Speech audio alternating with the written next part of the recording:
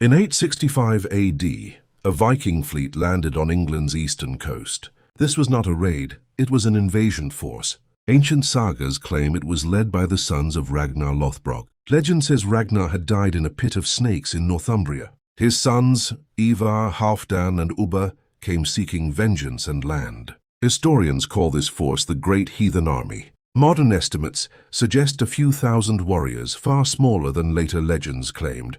Yet this relatively small force would shatter English kingdoms one by one. England at the time was not unified. It was 4 separate kingdoms. Northumbria, East Anglia, Mercia, and Wessex each ruled independently. The Vikings exploited this division with brutal efficiency. They first marched on East Anglia, securing horses and a foothold. From there, they struck north into the Kingdom of Northumbria. Northumbria was already weakened by a civil war between 2 rival kings. The Vikings captured the city of York with shocking speed. The rival Northumbrian kings briefly united too late to stop them. They attempted to retake York and were catastrophically defeated. King Ella of Northumbria was captured and killed in the battle.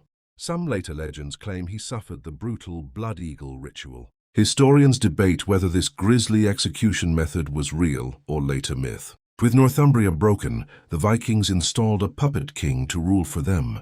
They then turned south, setting their sights on East Anglia once more. King Edmund of East Anglia refused to submit to Viking demands. In 869, his army was defeated, and Edmund himself was captured. According to tradition, he was tortured and executed, later venerated as a martyr. 2 kingdoms had fallen, only Mercia and Wessex now stood in the way. With East Anglia conquered, the Great Heathen Army turned toward Mercia. Mercia's king appealed desperately to Wessex, England's strongest remaining kingdom, for help. Wessex answered the call, sending an army north to resist the invaders. But the Viking army proved too strong, and Mercia's king was forced to submit. He agreed to pay tribute, buying temporary peace at a heavy price. The Vikings now controlled 3 of England's 4 kingdoms. Only Wessex in the south remained fully independent. In late 870, the Great Heathen Army marched directly into Wessex territory. King Ethelred of Wessex and his younger brother Alfred rallied to meet them. A series of brutal battles followed in quick succession that winter. At the Battle of Ashdown, Alfred personally led a decisive countercharge. The West Saxons won a rare and significant victory that day. But the war was far from over. More battles followed immediately after. Several further clashes ended in defeats or costly, indecisive draws for Wessex.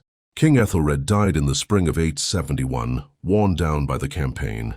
His younger brother Alfred was crowned King of Wessex at just 21. Alfred inherited a kingdom already exhausted by nearly a year of war. He was forced to pay the Vikings to withdraw and buy time. The Great Heathen Army turned its attention back to conquering Mercia fully. By 874, Mercia's king was driven out and a puppet ruler installed. 3 of England's 4 ancient kingdoms had now completely fallen. The Viking leader Guthrum emerged as the main threat facing Wessex. He began planning a final campaign to conquer the last free kingdom. Alfred spent the following years fortifying towns and strengthening his defenses. Everyone sensed the Vikings would eventually return in overwhelming force. In early January 878, Guthrum launched a surprise midwinter attack. He struck Alfred's royal court at Chippenham without warning. Winter campaigns were almost unheard of. No one expected it. Alfred narrowly escaped capture, fleeing with only a small band of followers. Much of Wessex's nobility submitted to Guthrum rather than continue resisting. For a brief moment, it seemed all of England might fall. Alfred retreated deep into the marshes of Somerset at Athelney. There, hidden among reeds and swamps, he became a fugitive king. According to popular legend, he once hid in a peasant woman's hut. The story claims he accidentally let her cakes burn while lost in thought. Historians view this tale as later folklore, but it captures his desperation. From Athelney, Alfred began rebuilding his strength in complete secrecy. He sent messengers quietly gathering loyal men from across Wessex. Small guerrilla raids against Viking positions kept resistance alive during this time. By early spring, Alfred judged his forces finally strong enough to act. He summoned local militias, the Fyrd, from 3 key shires. Thousands answered his call, converging at a prearranged meeting point. This response proved his authority as king had not been broken. Alfred now prepared to confront Guthrum's army in open battle. The stakes could not have been higher for both sides. If Alfred lost, Wessex and England's independence would likely end. If Guthrum lost, his conquest of England would collapse entirely. Both armies marched toward a fateful confrontation near Edington. Spring sunlight broke over the fields as the armies assembled. Everyone present understood this battle would decide England's fate. At the Battle of Edington, Alfred's forces formed a tight defensive shield wall. Guthrum's Viking army advanced confidently, expecting an easy victory. The fighting was brutal, prolonged, and desperately close for hours. Slowly, Alfred's disciplined shield wall began pushing the Vikings back. The Viking line finally broke and their army fled the field. Alfred's forces pursued the survivors all the way to their fortress. He then laid siege to Guthrum's stronghold for nearly 2 weeks. Starving and trapped, Guthrum was forced to negotiate for peace. The terms were extraordinary. Guthrum agreed to convert to Christianity. He was baptized, with Alfred himself serving as his godfather. This treaty became known as the Peace of Wedmore. It formally divided England between Anglo-Saxon and Viking-controlled territory. The Viking-ruled region became known as the Danelaw. Wessex, remarkably, remained the one kingdom the Vikings never conquered.